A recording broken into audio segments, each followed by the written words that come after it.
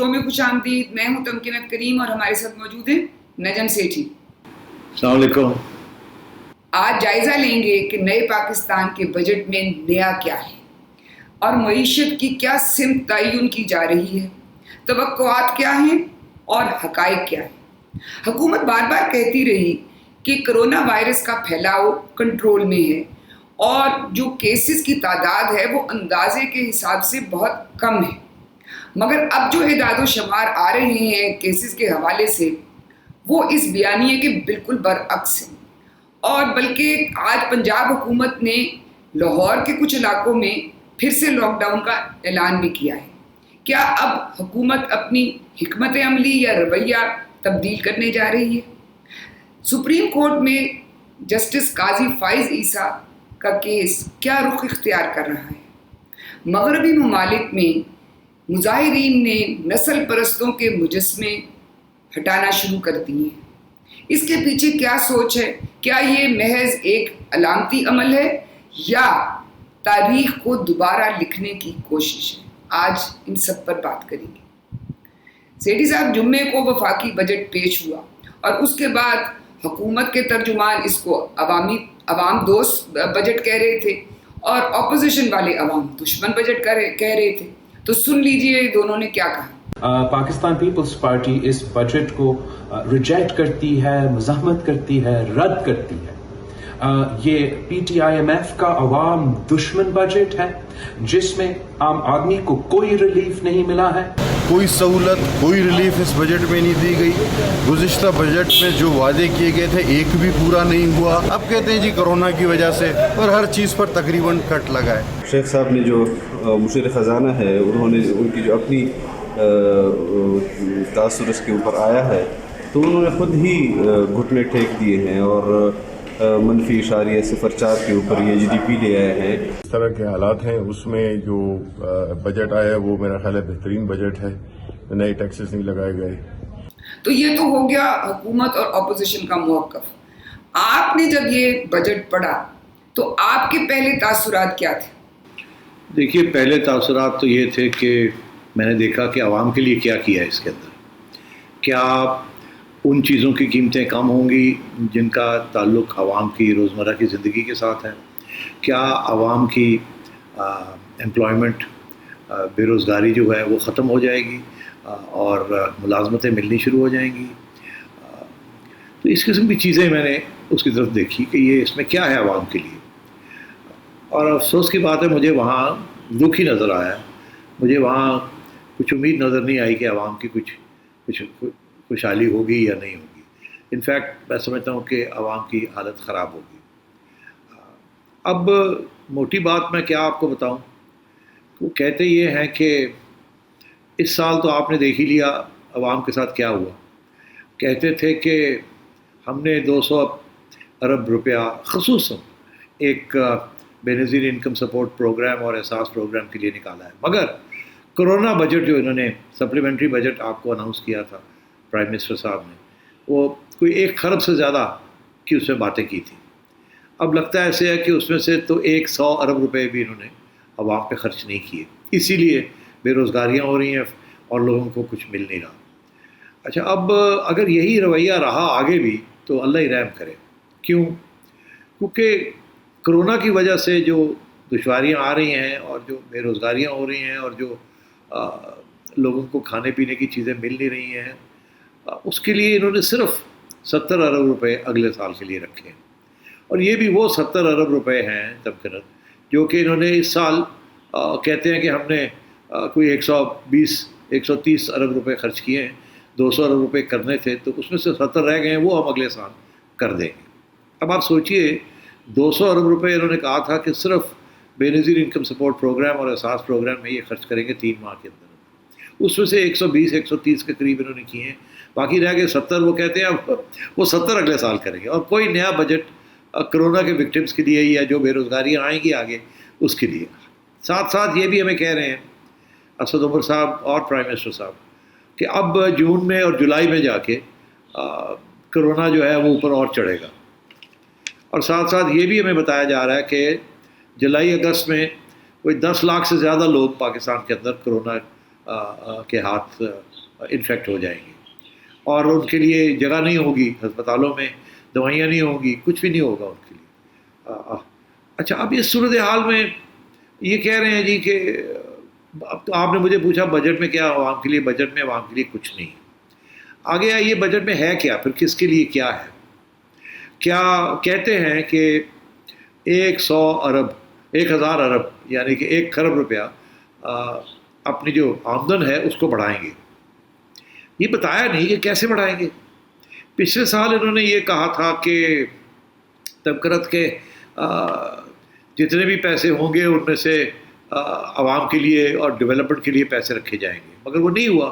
اس سال ایسے ہوا ہے کہ انہوں نے ان کا خیال تھا کہ 55,000 ارب روپیہ یہ اکٹھا کر کے اور خرچ کریں گے، جو اس میں سے اب پتہ چلا کہ مر کے 4,000 ارب روپیہ اکٹھا ہوگا۔ تو وہ 1,500 ارب روپیہ تو غائب ہو گیا، وہ پتہ ہی نہیں چلا گیا کہاں۔ اسی طریقے کے ساتھ اب یہ کہتے ہیں کہ ہم 1,000 ارب روپیہ اور بھی اکٹھا کریں گے۔ اب وہ کہاں سے کریں گے؟ ٹیکس کے ساتھ ساتھ یہ کہتے ہیں ہم نے نئے ٹیکسز نہیں لگائے۔ ارے آپ نے اگر نئے ٹیکسز نہیں لگائے تو کہاں سے پیسے آئیں گے؟ ساتھ یہ بھی کہتے ہیں کہ بیرونی ملکوں سے کوئی ہمیں امداد نہیں آ رہی کرونا کے لیے یا کسی اور چیز کے لیے، ہمیں کوئی فورن فنڈنگ نہیں آ رہی، یہ بھی تسلیم کرتے ہیں۔ تو یہ کہاں سے پیسے آئیں گے؟ یہ بتایا نہیں گیا ہمیں کہاں سے پیسے آئیں گے۔ ایک ہی طریقہ ہمیں سوچ سکتے ہیں کہ یہ بھی پھر غریبوں کی جیبیں کاٹیں گے اور 3 مہینے کے بعد آپ کو پتہ چلے گا کہ نئے ٹیکسز لگا دیے اور یہ ہو گیا اور وہ ہو گیا۔ تو بڑی افسوس کی بات ہے کہ کاروبار چلانے کے لیے تو لاک ڈاؤن ہونے نہیں دیا، لاک ڈاؤن کے ساتھ عوام کا نقصان ہو گیا، لاک ڈاؤن نہ کرنے سے عوام کا نقصان ہو گیا، اور وہ جو نقصان پورا کرنا تھا اس کے لیے پیسے جو نکالے تھے وہ دیے نہیں۔ تو اب ہمیں یہ کہا جا رہا ہے کہ جی آگے 10 لاکھ سے زیادہ لوگ افیکٹ ہونے جا رہے ہیں، ان کے لیے کوئی تیاری نہیں ہے اس بجٹ کے اندر۔ تو میرا پہلا امپریشن یہ ہے کہ عوام کی بے روزگاری بڑھے گی اگلے سال، ان کے لیے کچھ نہیں ہے۔ اور ساتھ یہ بھی کہتے ہیں کہ معیشت جو ہے وہ زیادہ گرو نہیں کرے گی، بڑھے گی نہیں۔ اگر معیشت نہیں بڑھے گی، یہ تو کہتے ہیں جی کہ 2% کے قریب کہتے ہیں، 1.5-2% بڑھ جائے گی، مگر انڈیپینڈنٹ ایکسپرٹس جو ہیں وہ کہتے ہیں نہیں یہ تو اور گرے گی، یہ بالکل بڑھے گی نہیں، گرے گی۔ تو پھر یہ بے روزگاری جو ہے یہ تو 40-50 لاکھ تک پہنچ جائے گی، اس سے بھی زیادہ لوگ بے روزگار ہو جائیں گے۔ تو ان کے لیے پیسے تو نکالے نہیں انہوں نے، 70 ارب روپیہ صرف نکالا۔ تو مجھے سمجھ نہیں آ رہی کہ یہ کرنے کیا جا رہے ہیں۔ اب اگر کوئی تھوڑی سی جنراسٹی ہو یا مطلب فراخ دلی سے میں یہ کہوں کہ یہ خود انہیں پتہ نہیں ہے، اسی لیے انہوں نے ایک موٹی موٹی بات کر کے لکھ دی ہے جو IMF کے ساتھ بیٹھ کے بات کرنی ہے، یہ IMF کے ساتھ نیگوسیشن کے لیے یہ بنا دیا ہے۔ اس کی کوئی حقیقت کے ساتھ اس کا کوئی تعلق نہیں ہے۔ حقیقت کیا ہے تمکنت، یہ آگے جا کے 3 یا 4 مہینے کے بعد جا کے ہمیں پتہ چلے گی کہ کہاں کہاں چھریاں چلنی ہیں اور کس کس کے ساتھ کیا حشر بنا ہے۔ جی، ابھی آپ نے ٹیکس کی بات کی تو میرا اگلا سوال اسی کے بارے میں تھا، کیونکہ زیادہ تر عوام کو پریشانی یہ ہوتی ہے کہ بھئی نئے ٹیکسز تو نہیں لگ رہے۔ انہوں نے اب حکومت نے ایک بڑا یہ مارکا مارا ہے کہ ہم نے تو بالکل کوئی نئے ٹیکسز نہیں لگائے، لیکن ساتھ ہی انہوں نے FDR کا جو ہدف دیا ہے وہ 5,000 ارب روپے کی ٹیکس کلیکشن کرنی ہے اس اگلے سال میں۔ تو جب نئے ٹیکس بھی نہیں لگیں گے جس طرح آپ کہہ رہے ہیں، تو یہ 5,000 ارب روپے کا یہ کیسے یہ ٹارگٹ پورا کریں گے اپنا؟ دیکھیے میرا خیال ہے یہ جو ہمارا فسکل ڈیفیسٹ ہے نا، خسارہ، یہ تو کہتے ہیں 7-8% پہ جائے گا، مگر یہ چلا جائے گا اوپر 10-12 پہ۔ اچھا، اب یہ کہہ رہے ہیں کہ یہ پورا کیسے کھاتا کریں گے؟ یہ کہہ رہے ہیں کہ 15 ارب روپے کے یہ فوراً لونز لیں گے، قرضے لیں گے فوراً 15 ارب روپے، مطلب یہ کہ کوئی 2-2.25 کھرب روپے کے قرضے لیں گے فوراً سے۔ اچھا، ان میں سے یہ کہتے ہیں کہ وہ اس لیے لیں گے بیکاز ہم نے آگے جا کے لوگوں کے پیسے بھی دینے ہیں، یہ جو پہلے قرضے لیے ہوئے وہ بھی دینے ہیں۔ مگر یہ جو پیسے آئیں گے یہ کہاں سے آئیں گے؟ یہ کہتے یہ ہیں کہ یہ 211 ارب روپے IMF سے آئیں گے، وہ ان کا ایک پروگرام چل رہا ہے نا، آپ کو پتہ ہے۔ کوئی 160-70 ارب روپے سعودی عربیہ نے ایک فیسلٹی آپ کو دی ہوئی، آپ کو پتہ ہی ہوگا $1 بلین کی، جو کہ ہر سال وہ رینیو کرتے ہیں۔ یورو بانڈز یہ کہتے ہیں پھر اگلے سال جا کے یورو بانڈز فلوٹ کریں گے، کوئی 250 ارب روپے وہاں سے ان کو مل جائیں گے، اور یہ جو یہاں کے لوکل بینکس کے جو پیسے دینے ہیں اس کو رول اوور کر لیں گے، کوئی 680 ارب روپے۔ مگر ساتھ یہ بھی کہہ رہے ہیں کہ بجٹ کے سپورٹ کے لیے فورن کنٹری سے کچھ ہمیں مل نہیں رہا. تو یہ بڑا مشکل ہو جائے گا. معیشت بیٹھ رہی ہے اور یہ ٹیکس اور کہہ رہے ہیں کہ ریونیو بڑھائیں گے. اب ہوگا کیا؟ ہوگا یہ کہ جیسے ہر سال پریشر پڑتا ہے ایف بی آر کے اوپر کہ آپ ٹیکس بڑھائیں, ٹیکس اکٹھا کر کے لائیں, ٹیکس اکٹھا کر کے لائیں. آج تک تو ایف بی آر نے نئے لوگ تو ڈھونڈ نہیں سکا, اور جو ڈھونڈتا بھی ہے وہ بھی ادھر ادھر ہو جاتے ہیں. وہ ہوتا یہ ہے کہ جو لوگ آلریڈی ٹیکس دے رہے ہیں نا, ان کو ٹائٹ کر دیا جاتا ہے. زبردستی ان کے اوپر ٹیکس نوٹسز آنے شروع ہو جاتے ہیں کہ اچھا جی ہم نے آپ کا ٹیکس اسیس کیا اتنا دے دیں, نہیں تو آپ کے سارے اثاثے جو ہیں اس کو ہم اٹیچ کر لیتے ہیں. تو اس قسم کی دھمکیاں دیں گے جس کے ساتھ کاروباری لوگ جو ہیں وہ اور پریشان ہوں گے. یہ جو مڈل کلاس ہے, کاروباری لوگوں کی ہال روڈ یہ جو چھوٹے دکاندار ہیں, ان کے اوپر سخت پریشر آ جائے گا ان کی. اور آپ دیکھیے گا یہ پروٹیسٹ کریں گے, یہ لڑائی جھگڑے ہوں گے یہاں, اور یہ ریڈ کریں گے, اس قسم کی چیزیں آگے آ کے آپ کو نظر آئے گی. اور مگر کیا اتنا ٹیکس کلیکٹ کر سکیں گے؟ نہیں, پاسبل ہی نہیں ہے. اگر معیشت گرو نہیں کر رہی ہے, بڑھ نہیں رہی ہے, تو ٹیکس کہاں سے آئے گا؟ ٹیکس تو آتا ہے لوگوں کی انکم بڑھتی ہے جب معیشت بڑھتی ہے. معیشت تو بڑھنی نہیں ہے, معیشت تو خود ایڈمٹ کر رہے ہیں کہ گر رہی ہے. تو تمکنات یہ بہت مشکل لگ رہا ہے مجھے, یہ ان سے ہونا نہیں ہے. اور آخر میں جا کے یہ پھر وہی ڈرامے ہوں گے کہ پکڑ دکڑ یہ وہ, جی ہم نے یہ کر لیا, ہم نے وہ کر لیا, پھر آئی ایم ایف کے پاس رونا دھونا. مگر ان کے بس کی بات نہیں ہے. اس سال شاید تھوڑا آئی ایم ایف نرمی کر دے کیونکہ کرونا کی وجہ سے, مگر آخر میں آ کے انہوں نے بس میں آپ کو بتاؤں. اچھا, ابھی آپ نے معیشت کے گرو کرنے کی بات کی ہے, تو وہ اس میں یہ بھی ہے بجٹ میں کہ ان کی توقع یہ ہے کہ جو جی ڈی پی ہے وہ 2.1% بڑھے گا. اب بہت سے آپ نے جس طرح بتایا کہ ایکسپرٹس کہہ رہے ہیں کہ ایسا نہیں ہوگا, کچھ حکومت والے بھی شاید لوگ کہہ رہے ہیں. تو یہ کتنا حقیقت پسندانہ اندازہ ہے کہ 2.1% جی ڈی پی بڑھے گا ہمارا؟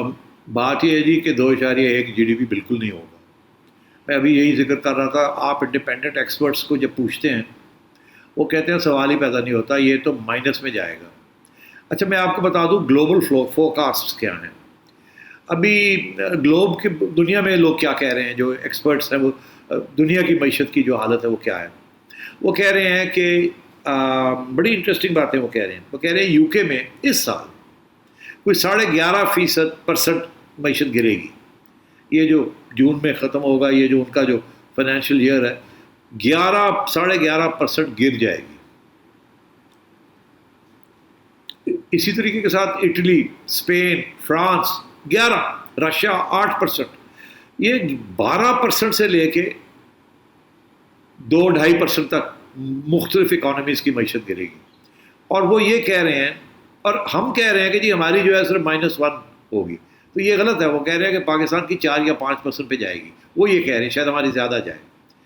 تو پہلے تو یہ تسلیم نہیں کرتے کہ اتنا نقصان جو اب ہو گیا وہ کتنا ہوا ہے. اسی لیے یہ آگے 2.1 کہہ رہے ہیں, یہ بالکل نہیں ہونا. لوگ یہ کہہ رہے ہیں کہ آگے ایک بہت بڑی گلوبل ریسیشن آ رہی ہے. انفیکٹ ایکسپرٹس یہ کہہ رہے ہیں تمکنت کہ 150 سال میں گلوبل اکانومی کی کنٹریکشن مائنس میں جانا اتنا نہیں ہوا جتنا کہ اب ہونے جا رہا ہے اس سال اور اگلے سال. 150 سال میں اتنی بڑی کرائسس, اکنامک کرائسس نہیں آئی ہے. تو مجھے یہ بتائیے کہ اگر اتنی بڑی اکنامک کرائسس ہے تو ان کو یہ مال کہاں بیچیں گے اپنا؟ وہاں تو گر رہا ہے سارا کچھ. تو یہ جو ان کا جو خیال تھا کہ ان کے ایکسپورٹس جو ہیں وہ 25 ارب روپے تک, 25 ارب ڈالر تک پہنچ جائیں گے, تو غنیمت ہوگی کہ یہ 15 تک رہ جائیں, کیونکہ وہاں تو اب مانگیں ہی نہیں. ان کی تو اکانومیز گر رہی ہیں, وہاں بھی وہ کہہ رہے ہیں ان امپلائمنٹ بڑھے گی. تو مطلب یہ ہے کہ مجھے سمجھ نہیں آ رہی کہ دنیا کی اکانومی کنٹریکٹ کر رہی ہے اور یہ کہتے ہیں یہ پھر بھی 2% پہ گرو کریں گے. ارے بھائی جب آپ کی اکانومی, آپ پورے فل انچارج تھے 2018 سے لے کے 19 تک, تو اس وقت آپ نے 2.5% آپ سے نہیں ہوا, آپ تو 1.5 پہ آ گئے تھے. وہ ڈار چھوڑ گیا تھا, اسحاق ڈار صاحب چھوڑ گئے تھے 5%, 5.5%, آپ تو 1.5% پہ آ گئے تھے. جس قسم کی حرکتیں آپ کرتے رہے, اور اب اتنی بڑی کرائسس ہے اور آپ کہہ رہے ہیں آپ کی 2% گروتھ ہوگی. سوال ہی پیدا نہیں ہوتا. آپ مائنس میں جائیں گے. اس سال بھی مائنس میں جا رہے ہیں, اور اگلے سال بھی آپ غنیمت ہوگی اگر آپ ایکول ہو جائیں یا مائنس کم ہو جائے, -1 -2 پہ آ جائیں. تو یہ بالکل غلط بیانی ہے, ایسے نہیں ہوگا. اچھا سیٹھی صاحب, یہ تو آپ نے بتایا انہوں نے کیا کیا, لیکن آپ کے نظریے میں کیا کرنا چاہیے تھا جو انہوں نے نہیں کیا؟ دیکھیے بہت سی چیزیں ہیں چھوٹی چھوٹی مگر وہ مل کے بہت بڑی بن جاتی ہیں. اب ایک تو یہ جو پبلک سیکٹر انٹرپرائزز ہیں جو ہمارے ریاست کے ادارے ہیں، فیکٹریز ہیں، پروڈکشن یونٹس ہیں، یہ کوئی 200 کے قریب ہیں پی ایس سی جسے کہتے ہیں پبلک سیکٹر انٹرپرائزز. پچھلے سال سے لے کے آج اس سال یہ عام طور پہ 700 ارب روپے کے قریب کھا جاتی ہیں گرانٹس کے اندر، سبسڈیز کے اندر. ان کو دینا پڑتا ہے چلانے کے لیے. انفیکٹ انسٹیڈ کہ یہ پیسے بنا کے گورنمنٹ کو دیں، یہ گورنمنٹ سے لیتے ہیں پیسے چلانے، اپنے آپ کو چلانے کے لیے. یہ پچھلے سال انہوں نے کچھ 700 ارب روپیہ دیا اور اس سال یہ 900 ارب روپے کھانے جا رہے ہیں، اور اس کے علاوہ 200 ارب روپے سبسڈیز ہے. یہ کوئی 1800 ارب، لگ بھگ 2 کھرب روپے جو ہے نا وہ یہی کھا جاتی ہیں. ان کو دینا پڑتا ہے گورنمنٹ ایکسپینڈیچر سے. اب آپ مجھے بتائیں کہ ان کو پرائیویٹائز کیوں نہیں کرتے، تاکہ کم از کم یہ جو آپ ہر سال 900 700 800 ارب روپے آپ کی جیب سے جاتے ہیں ان کو کھلانے پلانے کے لیے، وہ ختم ہو جائیں. دیں لوگوں کو، پرائیویٹ سیکٹر چلائے ان کو. مگر نہیں، وہاں بیوروکریسیز بیٹھی ہوئی ہیں، وہاں ہمت نہیں پڑتی وہ دینے کی، کوئی نہ کوئی وہاں سے اٹکا دیتا ہے. تو یہ سب سے بڑی چیز تو یہ ہے، اس کو نہیں کرتے، ہاتھ نہیں لگاتے. اچھا، اور 2018 میں یہ پبلک سیکٹر انٹرپرائزز کی آہستہ آہستہ بڑھ کے جو پوری جو قرضے انہوں نے حکومت سے جو پیسے لیے ہوئے تھے وہ 1400 ارب روپے تھے. 2019 میں ان کے زمانے میں 632 ارب روپے تو صرف عمران خان کے دور میں انہوں نے لے لیے، اور اب یہ 2000 ارب تک پہنچ گیا. تو یہ دیکھیے اس کو ٹیکل کرنا چاہیے. دوسری بات یہ ہے کہ انہوں نے اب پیسے اپنے 4 پیسے اکٹھے کرنے کے لیے انہوں نے پروونسز کو پیسے دینے بند کر دیے یا مطلب کم کر دیے.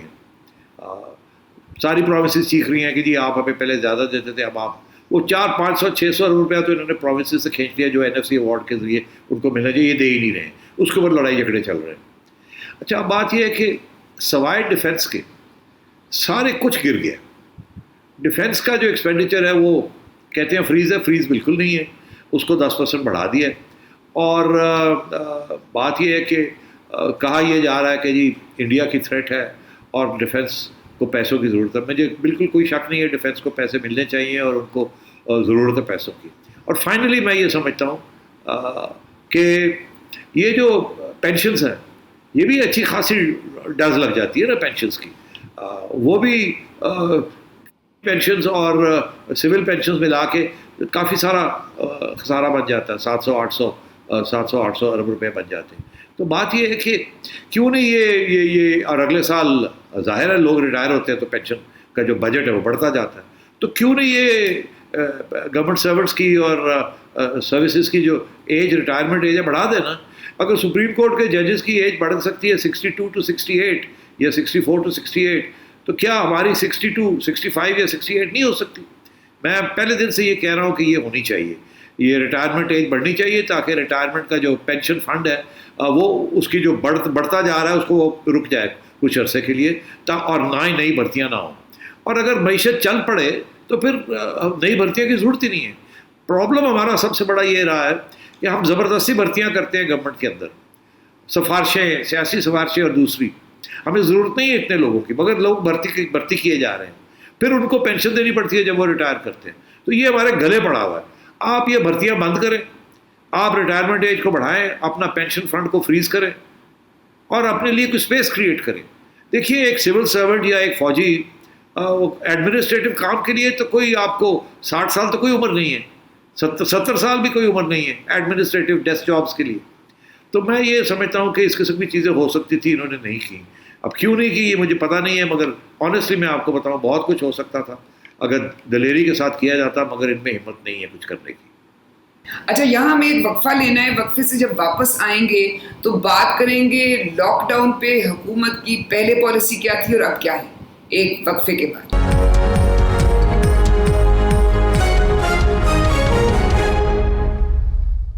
Welcome back. اچھا اب سیٹھی صاحب ہم آتے ہیں اس پہ جو لاک ڈاؤن کے حوالے سے یہ پالیسی جاری ہے حکومت کی. اسد عمر صاحب نے چند ہفتے پہلے ہی کہا تھا کہ اندازے کے مطابق جو کیسز کی تعداد ہے پاکستان میں وہ بہت کم ہے, اور پھر اب انہوں نے کچھ دن پہلے کہہ دیا کہ جولائی میں یہ 10 سے 12 لاکھ تک کیسز جا سکتے ہیں. اور آج یاسمین راشد جو وزیر صحت ہیں پنجاب کی, انہوں نے کہا ہے کہ لاہور میں کیونکہ اتنے زیادہ کیسز ہیں, ہاٹ اسپاٹ ہے, تو مختلف علاقوں میں لاہور کے کل سے لاک ڈاؤن ہوگا. یہ سنیے تینوں باتیں ایک جگہ پہ. اللہ تعالیٰ کا کرم ہے کہ پاکستان میں اور پاکستان جیسے ممالک جو ہیں وہاں پر, جو اس خطے میں جو ممالک ہیں وہاں پر یہ بیماری اتنی مہلک نہیں ثابت ہوئی کہ جولائی کے آخر تک یہی نمبر جہاں جو اس وقت تعداد جو ہے تقریباً 1.5 لاکھ کیسز کی ہے وہ بڑھ کر جولائی کے آخر تک 10 سے 12 لاکھ کے درمیان پہنچ سکتی ہے. لاہور شہر کے اندر دیکھا ہے کہ جن علاقوں میں سب سے زیادہ انسیڈنٹس ہیں, کل 12 بجے کے بعد یہ سارے علاقے جو ہیں ان کو بہت حد تک بند کر دیا جائے گا. اب آپ نے سنا کہ کیسے یہ بدل رہا ہے. کیا یہ اعتراف ہے کہ ہماری پالیسی غلط تھی اور اب اس کو ہم بدلنے جا رہے ہیں؟ نہیں, بالکل یہ کسی چیز کا اعتراف نہیں کرتے. یہ تو پہلے دن سے کہہ رہے ہیں ہماری پالیسی صحیح تھی. آپ یقین کریں ایسی باتیں پرائم منسٹر صاحب کر جاتے ہیں اور اسد عمر صاحب کہ حیران ہوتا ہوں میں کہ یار یہ کھلے عام بالکل غلط بات کر رہے ہیں, ان کو پتہ میں غلط بات کر رہا ہوں اور پھر بھی یہ کہہ جاتے ہیں. اب میں کیا آپ کو بتاؤں, کتنے میں آپ کو اگزامپلس دوں. عرض یہ ہے کہ یہ پہلے دن سے یہ کہہ رہے ہیں کہ جی ہمیں تو کچھ نہیں ہوگا, گھبرانے کی ضرورت نہیں ہے. آپ کو پتہ ہی ہے اب ہمیں جا کے کہہ رہے ہیں کہ جی 10 لاکھ ہو جائیں گے. اور دیکھیے نا یہ کتنی زیادتی ہے. اگر 10 لاکھ اب جا کے آپ کہہ رہے ہیں, ہم تو اس وقت کہہ رہے تھے آپ کو کہ یہ ایکسپونینشل گروتھ ہو رہی ہے, یہ چڑھ رہا ہے اوپر, یہ جون جولائی میں جا کے تباہی کی طرف جا رہے ہیں. آپ نے سارے لاک ڈاؤنس کھول دیے اور کوئی کسی طریقے کے ساتھ نہیں کیا. اب کیا کہتے ہیں, اب کہتے ہیں عوام نے SOPs نہیں فالو کی, عوام کے اوپر ڈال دیا سارا کچھ. یہ ساری غلطی عوام کی ہے, انہوں نے ہماری بات نہیں سنی. یار کمال ہے, یار کمال ہے.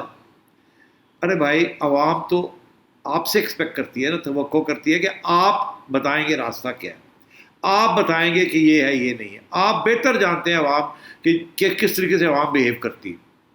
جب آپ پہلے کہہ دیتے ہیں کہ فکر کرنے کی بات نہیں ہے, اور آدھی عوام تو یہ سمجھتی ہے کہ یہ تو صرف قرضے لینے کے لیے آپ نے یہ سارا ڈرامہ کیا. اوپر سے عوام یہ سمجھتی ہے کہ اگر ہم یہ مانیں گے کہ ہمیں کچھ ہو گیا تو پکڑ کے لے جائیں گے. عوام کے ذہن کے اندر تو اتنے شک شبہات آپ نے کریٹ کر دیے, اور کسی سٹیج پہ بھی آپ نے کوشش نہیں کی کہ عوام کو حقیقت بتائی جائے اور پھر تیار کیا جائے اور پھر اقدامات ایسے کیے جائیں تاکہ ان کی سہولت ہو جائے وہ اس سے بچنے کے لیے. آپ نے تو کبھی کیا ہی نہیں. کب سے ہم آپ سے کہہ رہے ہیں, آپ ایک غلطی کے بعد دوسری غلطی کرتے آ رہے ہیں. میں اگر آپ یاد کر دلا دوں تو کوئی حرج نہیں ہے اس میں, کیونکہ یہ جو اب جو کہہ رہے ہیں, ایک طرف کہہ رہے ہیں, میں پہلے یہ بتا دوں یہ کہہ رہے ہیں, پھر میں بتا دوں گا تاریخ کے کیا کرتے رہے. اب کہہ رہے ہیں جی کہ ہم نے لاک ڈاؤن نہیں کرنا, اور پنجاب والے کہہ رہے ہیں ہم نے سلیکٹڈ لاک ڈاؤن کرنے ہیں, ہم نے ہاٹ اسپاٹس کرنے ہیں. اچھا وہ بڑا انٹرسٹنگ ہے, میں نے پڑھا ہے کہ لاہور کے اندر انہوں نے کچھ علاقے ڈھونڈ لیے, کہہ رہے ہیں جی ان علاقوں میں ہم لاک ڈاؤن کر دیں گے. وہ بھائی فیصلہ آباد کا کیا ہوا, باقی جو بڑے بڑے شہر ہیں گجرانوالہ, سیالکوٹ, فیصل آباد, ساہیوال, ملتان, ان کا کیا ہوا؟ یہاں نہیں ہے کچھ بھی. صرف لاہور شہر کو, جی لاہور شہر کو وہ کہتے ہوتے تھے کہ جی وہ شہباز شریف صاحب نے بہت سے پیسے لاہور پہ لگا دیے, پنجاب پہ ہی لگائے. یہ لاہور کو کہہ رہے ہیں لاک ڈاؤن کر دیں گے اور لاہور کو بچانے کی کوشش کر رہے ہیں, مگر پیسے نہیں دیں گے لوگوں کو, اور ادھر باقی شہروں کو چھوڑ دیا ہے کہ چلو ٹھیک ہے جی آپ سمندر میں ڈوبتے ہیں تو ڈوبے. تو بھئی کیا صرف لاہور شہر میں ہی یہ چل رہا ہے؟ یہ تو ہر جگہ پہ پھیل رہا ہے. صرف دیہاتوں تک اب اس طریقے سے نہیں پہنچا, مگر پہنچ جائے گا. اگر آپ نے یہ ساری آمد و رفت رہنے دی تو بالکل پہنچ جائے گا. اس لیے میں یہ سمجھتا ہوں کہ بالکل یہ غلط اسٹریٹجی ہے. ابھی بھی ان کے پاس کوئی اسٹریٹجی نہیں ہے. ہر روز میٹنگیں کرتے ہیں اور کہتے ہیں جی یہ کھول دو, یہ بند کر دو, یہ کھول دو, یہ بند کر دو. ایسے بھی کبھی ہوا ہے. لوگوں نے بڑی سمپل اسٹریٹجی اختیار کی تھی دنیا میں جہاں کامیابی ہوئی ہے.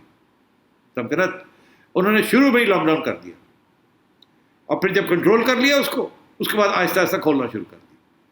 اب کہیں وہ تو یہ بالکل اسٹریٹجی تھی. انہوں نے تو کیا ہی کچھ نہیں. مارچ میں ہم چیخے مارتے رہ گئے لاک ڈاؤن کرو, لاک ڈاؤن کرو, لاک ڈاؤن کرو, نہیں کیا. پھر جا کے انہوں نے اپریل میں لیٹ اپریل میں جا کے کہا جی لاک ڈاؤن کرتے ہیں, وہ بھی پاکستان کی افواج کی لیڈرشپ نے کہا یار خدا کا خوف کرو, آپ نہیں کرتے تو ہم آپ کو اناؤنس کر دیتے, ہاتھ سے گیم نکل رہی بات. پھر بھی انہوں نے کرونا فورس بنا رہے ہیں جی, یہ کر کہاں کرونا فورس. اچھا اس کے بعد پہلا انہوں نے پھر لاک ڈاؤن جو ہے وہ کھول دیا.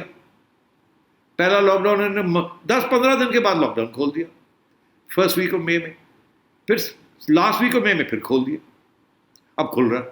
ارے یار خدا کا خوف کرو. پھر کہتے ہیں جی اب 10 لاکھ ہو جائیں گے, تو کیا ہوگا؟ نہیں ہوں گے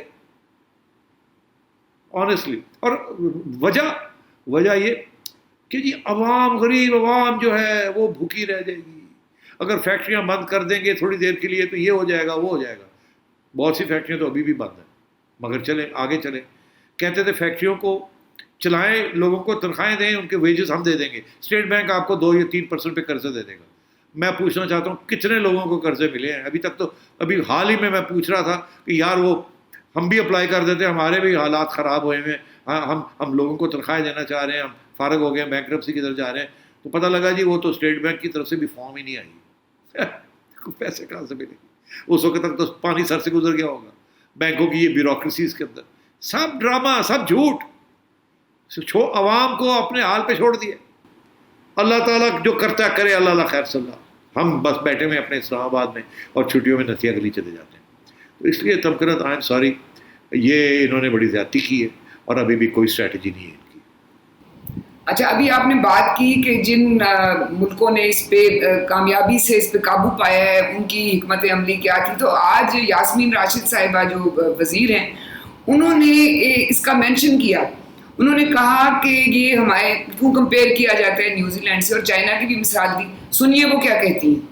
مجھے یہ بھی افسوس ہوتا ہے کئی دفعہ کہ ہمارا کمپیریزن پاکستان کا کیا جاتا ہے نیوزی لینڈ اور تائیوان سے کہ انہوں نے مکمل طور پہ کنٹرول کر لیا. پوری نیوزی لینڈ کی آبادی جو ہے وہ آدھے لاہور سے بھی کم ہے. اگر آپ اپنا کمپیریزن انڈیا کے ساتھ کریں تو آئی ایشور یو کہ we are better off than our neighbouring countries.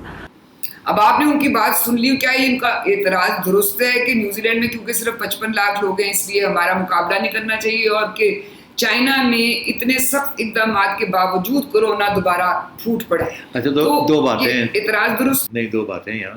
ٹھیک ہے نیوزی لینڈ کی آبادی کم ہے, مگر یورپ کے بہت سے ممالک ہیں وہاں بھی آبادیاں کم ہیں. اتنی زیادہ لمبی چوڑی آبادیاں نہیں, چھوٹے چھوٹے ملک ہیں, وہاں بھی وہ قابو نہیں صحیح طریقے سے کر سکے, وہ ٹائم پہ نہیں کیا. نیوزی لینڈ نے بالکل زبردست طریقے سے سارا کچھ کیا اور صحیح اسٹیپس, وہی اسٹیپس اگر آپ فالو کرتے تو آپ بھی بچ جاتے to a large extent. China آپ سے میرا خیال ہے کتنا بڑا ہے آپ سے ٹچ, چائنا 10 گنا زیادہ بڑا ہے, اور چائنا نے کنٹرول کر لیا سارا کچھ. اب وہ کنٹرول کے بعد اگر ایک آدھ جگہ پہ پھر کوئی چھوٹی موٹی چیز ہو جاتی ہے, یہ تو توقع کرنی چاہیے نا. اس سے یہ مطلب نہیں ہے کہ انہوں نے کنٹرول نہیں کر لیا. ابھی تو یہاں یہ کہا جا رہا ہے کہ ابھی پہلے تو اس کو کنٹرول کرے نا, وہ جو چڑھ رہا ہے اس کو نیچے لائیں. وہ جب نیچے لائیں گے تو پھر بھی کہیں نہ کہیں ایسے ایسے کر کے پھر چڑھے گا, پھر نیچے آئے گا, پھر چڑھے گا. وہ تو نارمل ہے, یہ 6 مہینے 8 سال پورے چلے گا ایسے ہی. ہر جگہ پہ جہاں کنٹرول ہو گیا, نیچے آ گیا, وہاں کہیں نہ کہیں پٹک پٹک کر کے پھر کچھ نہ کچھ ہوگا. اس کا یہ مطلب نہیں ہے کہ ان کی پالیسی ناکام ہو گئی ہے, وہ کامیاب ہو گئی ہے. یہاں تو وہ پھٹک پھٹک کے چھوڑیں گے تو پھٹک پھٹک کے اوپر جا رہا ہے. تو یہ کب آئے گا نیچے؟ جب یہ نیچے آئے گا تو پھر یہ بات کرے نا, اوہو وہ تو نیچے ہم لے آئے تھے اب پھر کچھ ہو گیا. وہ اسٹیج تو پتہ نہیں کہاں ہے, یہ تو ابھی چڑھ رہا ہے اوپر. یہ چائنا کے ساتھ کمپیئر کر رہے ہیں, جھوٹ, سراسر جھوٹ, عوام کے ساتھ دھوکہ. مجھے یہ بتائیں, آج پھر یہ بات ہو رہی تھی کہ جی معیشت ہماری تو بڑی اچھی جا رہی تھی مگر کرونا کی وجہ سے ساری تباہی ہو گئی, اور یہ لاک ڈاؤن جو ہے اس لیے کھولا گیا کہ یہ معیشت جو سی ہے, مگر آپ واقعی ہماری معیشت ٹھیک جا رہی تھی کرونا؟ ابھی تو میں نے آپ کو بتایا کہ معیشت تو پہلے ہی گر رہی تھی. اور اسحاق ڈار صاحب 5.5% چھوڑ گئے تھے, یہ آ گئے تھے 1.25% پہ اوپر, اور اس سال کہہ رہے تھے کہ 2 آئے گا, وہ 2 بھی نہیں ہونا, وہ بھی اب نیچے جا رہے ہیں. تو یہ پہلے سال کرونا کہاں تھا, یا اس سال کے پہلے 9 مہینے میں کرونا کہاں تھا؟ 100% مس مینجمنٹ. کچھ ان کو کرنا نہیں آتا اور کنفیوژن پریویل کی ہوئی ہے. ٹارگیٹس ایسے بنا دیتے ہیں جو اچیو نہیں ہوتے, اور اس کے ساتھ پھر پیسے دینے پڑ جاتے ہیں لینے کی جگہ پہ. تو نہیں, آئی ایم سوری, معیشت بالکل ان سے کنٹرول نہیں ہو رہی ہے. بزنس کمیونٹی کا ان میں کانفیڈنس بالکل نہیں ہے. فارن انویسٹمنٹ بند ہو چکی ہے. لوگ کہتے ہیں کہ یہ تو بالکل باسکٹ کیس, بنانا کیس بن گیا ہے, اور پھٹک رہے ہیں. کبھی کہتے ہیں پرائیویٹائزیشن کریں گے, کبھی کہتے ہیں نہیں کریں گے, کبھی کہتے ہیں لونز اور نہیں لیں گے، پتہ لگا جی اب لونز اور لینے جا رہے ہیں، 15 ارب روپے ڈالرز کے اور لونز لینے جا رہے ہیں اینڈ سو آن. تو یہ کر کیا رہے ہیں؟ ان کو کچھ پتہ نہیں ہے، یہ تباہی کی طرف ہمیں لے جا رہے ہیں. 15,000 نہیں جی 3,000 ارب روپے کے اور قرضے لینے جا رہے ہیں. نہیں، میں کہہ رہا تھا کہ 15 بلین ڈالرز جو کہ کوئی 22 فورن، یہ تو فورن ہے، لوکل بھی ہے، تو وہ اب یو رائٹ 3,000 ارب بن جاتا ہے. جی اچھا، یہاں ہم ایک وقفہ لینا ہے. وقفے سے جب واپس آئیں گے تو جسٹس قاضی فائز عیسیٰ کا جو کیس ہے اس پہ بات کریں گے، اور بات کریں گے جو مغربی ممالک میں نسل پرستی کے خلاف مظاہرے جاری ہیں ان پر، ایک وقفے کے بعد.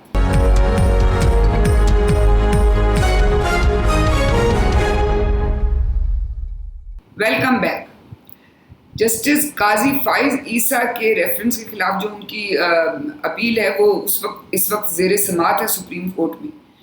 تو آج بھی اس پہ ہوئی سماعت، مگر پچھلے چند دنوں میں ایک بڑی دلچسپ بیچ میں دلیل پیش کی فروغ نسیم صاحب نے، جب ان سے کہا گیا کہ جی جج صاحب جو قاضی فائز عیسیٰ ہیں ان کو اپنی بیوی کے اثاثے دکھانے کی کیا قانونی اس کا جواز ہے، جس پہ انہوں نے کہا کہ میاں بیوی کی جو قربت ہے اس حوالے سے ایک قرآن کی آیت انہوں نے کوٹ کی جس میں یہ تھا کہ میاں بیوی ایک دوسرے کا لباس ہوتے ہیں، اس لیے وہ اتنی اسپیشل قسم کی وہ قربت ہے کہ خامد کو اپنی بیوی کا اثاثے جو ان سے دکھانے کی وہ ان کی فرض بنتا ہے ان کا. جج صاحب نے ان سے کہا کہ یہ آپ ایک آیت کسی اور تناظر میں آئی تھی، اس کیس سے اس کا کوئی تعلق نہیں بنتا، اور دوسرا انہوں نے کہا کہ فرض کریں کہ کوئی غیر مسلم جج ہو تو پھر کیا ہوگا، جس پہ فروغ نسیم صاحب نے کہا کہ ہندو مذہب میں تو عورت کی آزاد حیثیت، بیوی کی آزاد حیثیت تو ہے ہی نہیں، وہاں تو جو خامن مر جائے تو بیوی کو ساتھ جلا دیا جاتا ہے. وہ ستی کی رسم کی بات کر رہے تھے جو 100 سال پہلے ختم ہو چکی ہے انڈیا.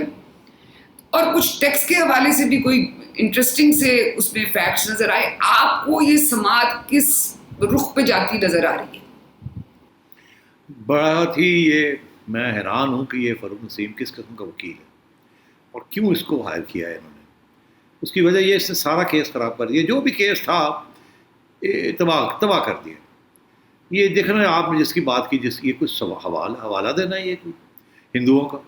وہ تو جنگ کے زمانے میں اونلی ڈیورنگ دا جنگ اگر کوئی ہوتا تھا تو وہ اپنے آپ کو قید سے بچنے کے لیے بیکاز وہ اپنے آپ کو جلا دیتی تھی یا کنویں میں پھینک دیتی.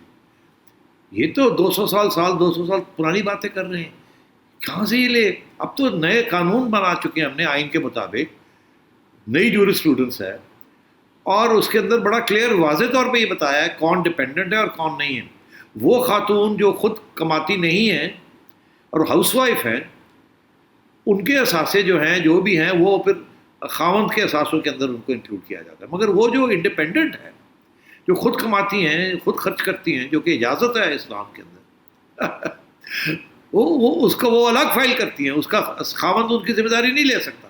نہ یہ اپنے ایڈلٹ بچوں کی جو 18 سال سے بڑے عمر کے ہیں ان کی نہیں، وہ اپنے الگ فائل کریں اگر کرنے ہیں، اس کی ذمہ داری خاوند کی نہیں ہے. اچھا، اب ہوا یہ یہاں کے بہت سے ایشوز کھڑے ہو گئے. یہ ایک ٹیکس کا کیس ہے فیڈرل FBR والوں کا. یہ انہوں نے اگر ایسی کوئی بات تھی تو ان کو چاہیے تھا نوٹس بھیجتے اور کہتے کہ جی میڈم آپ بھی اپنی فائل کریں، آپ نے فائل نہیں کی، یا قاضی صاحب کو لکھتے کہ جی یہ بتائیے ڈیپینڈنٹ ہے یا انڈیپینڈنٹ ہے، یہ محتاج ہے آپ کی کہ نہیں.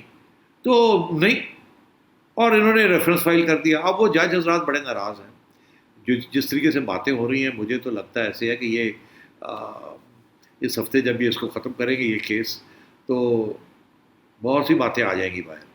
اور مجھے جو سب سے بڑا افسوس ہے اس بات کا کہ گورنمنٹ نے یہ پہلے دن سے ایک سازش کے تحت اس کیس کو چلانے کی کوشش کی ہے. اس کے پیچھے صرف ایک فلسفہ ہے کہ قاضی صاحب کو سپریم کورٹ کا چیف جسٹس بننے سے روکنا ہے، کیونکہ اگلے چیف جسٹس جو آئیں گے ان کے بعد قاضی صاحب کی باری ہے.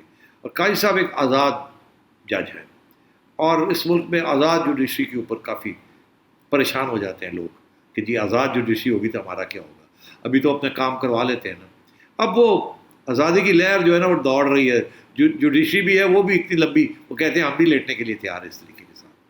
اچھا، تو اب میرا خیال ہے یہ جو قاضی صاحب کا کیس ہے اس کے ساتھ ساری بار اور بینچ اکٹھی ہو گئی ہے، اور یہ پریشر بھی ایک قسم کا بڑا سخت سیاسی پریشر بھی ہے. ایک تو سپریم کورٹ کے ججز کے اوپر یہ پریشر ہے کہ اگر ان کے ساتھ یہ کر سکتے ہیں تو ہمارے ساتھ بھی یہ کر سکتے ہیں، تو یہ تو بلیک میل ہوگی نا ایک قسم. دوسری طرف سے جس قسم میں یہ فاروق نسیم صاحب آرگیومنٹس دے رہے ہیں، اور وہ جو شہزاد اکبر صاحب کا ادارہ ہے اس کے بارے میں کوئی اگلا پچھلا پتہ نہیں ہے، ایک سوال کا صحیح جواب فاروق نسیم صاحب نہیں دے سکے، تو یہ کس قسم کے وکیل ہیں؟ تو یہ انہوں نے تو کیس اگر تھا بھی تو خراب کر دیا. اور اب یہ ہے کہ آج یہ پنجاب کی جو بار ایسوسی ایشن ان کی طرف سے پھر آ گیا ہے بیان، کیونکہ ہم ایک نیا لائرز موومنٹ شروع کر دیں گے اگر زیادتی کی اس کیس کے اندر. اور میں آپ کو ایک بات بتا دوں تمکنت، جس قسم کا جذبہ بار اور بینچ میں ہے نا اس کیس کے اوپر کہ زیادتی ہو رہی ہے، یہ ایک نیا افتخار چودھری جیسا بار اور بینچ اکٹھا ہو گیا ہے. اور خدا نہ خواستہ اگر ناانصافی ہوئی اور وہ پتہ لگا کہ یہ ناانصافی ہے، تو بالکل عین ممکن ہے کہ ان حالات میں جب کہ اتنا غصہ ہے لوگوں میں، اتنا غصہ ہے حکومت کے اوپر اور حکومت کے لانے والوں کے اوپر، تو یہ ایک نیا موومنٹ نہ شروع ہو جائے. جیسے چنگاری جو جس کی بات میں کرتا ہوں نا، ایک چنگاری لگ گئی، اگر وکلا حضرات باہر آ گئے تو اسٹوڈنٹس بھی آ جائیں گے، عوام بھی آ جائے گی. دکھی اور بات ہے جیسے کہ آپ نے دیکھا امریکہ کے اوپر ایک چھوٹے سے انسیڈنٹ کے اوپر جو کہ پہلے بھی ہوتے رہے مگر اس دفعہ آگ لگ گئی، یہاں بھی اس کے اوپر آگ لگ سکتی ہے اس ملک کے اندر. اچھا سیٹھی صاحب، اب ایک اور مسئلے پہ آتے ہیں. مغربی ممالک میں جب سے یہ شروع ہوئے ہیں مظاہرے نسل پرستی کے خلاف، وہ ایک سیاہ فام شخص کے مرنے کے بعد، تو یورپ اور امریکہ میں مظاہرین یہ جو مجسمے ہیں جو کہتے ہیں وہ کہ یہ نسل پرست لوگوں کے مجسمے ہیں، وہ ہٹا رہے ہیں، گرا رہے ہیں اور اس پہ احتجاج کر رہے ہیں. تو سوال یہ ہے کہ کیا یہ صرف ایک سمبولک علامتی قسم کا کام ہے، یا ان کی ایک یہ باقاعدہ ایک سنجیدہ کوشش ہے کہ تاریخ کو دوبارہ لکھا جائے؟ اور بحث یہ بھی ہو رہی ہے دنیا میں کہ کیا اس طرح سے تاریخ کو بدلنا چاہیے؟ دیکھیے، پہلی بات تو یہ ہے کہ جو امریکہ میں ہو رہا ہے اس کا پہلے فوکس تو یہ جو بلیک میٹرز، اس کے اوپر بلیک لائیوز میٹر، اس کے اوپر احتجاج جو ہو رہا ہے، اس کے اوپر ان لوگوں کے اسٹیچوز گرائے جا رہے ہیں جن کے تعلق یہ جو اپریشن ہوئی ہے بلیکس کی تاریخ میں، سلیوری، وہ اس کے اوپر احتجاج ہو رہا ہے کہ اب بہت ہو گیا ہے.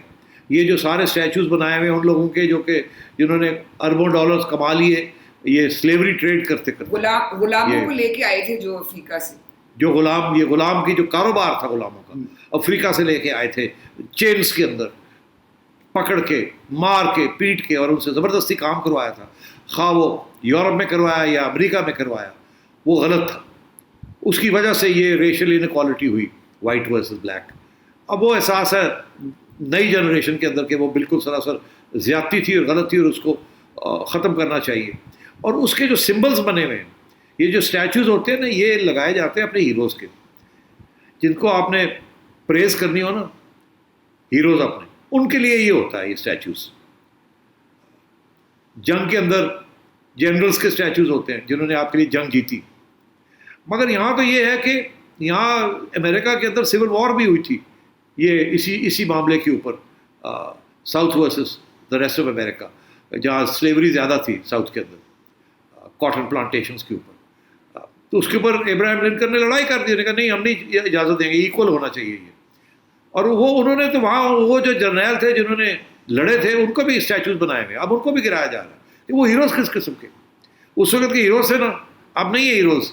اب وہ سارا سلسلہ جو ہے وہ زیادتی تھی، غلط تھا، وہ ہیروز نہیں تھے، کرمنلز تھے.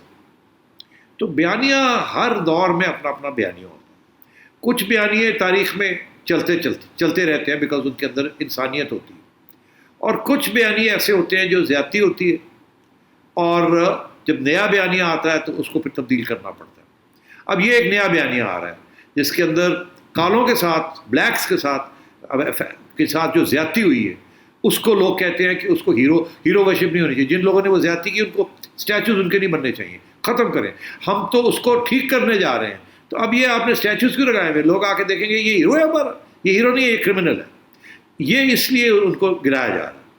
That is what is happening over there کہ ہر جگہ پہ وہ ابھی فوکس یہی ہے ان لوگوں کے اوپر جن لوگوں نے بلیک ٹریڈ کے اوپر, یہ جو سلیوری تھی اس کے اوپر پیسے بنائے اور اس کو پروموٹ کیا اور ریشل انیکوالٹی کو دار دی, ہوا دی, جس کی وجہ سے اب جو سچویشن امریکہ میں ایکسپلوسو ہو گئی ہے, یہ وائٹ سپریمیسی, اس کی باتیں جو ہو رہی ہیں.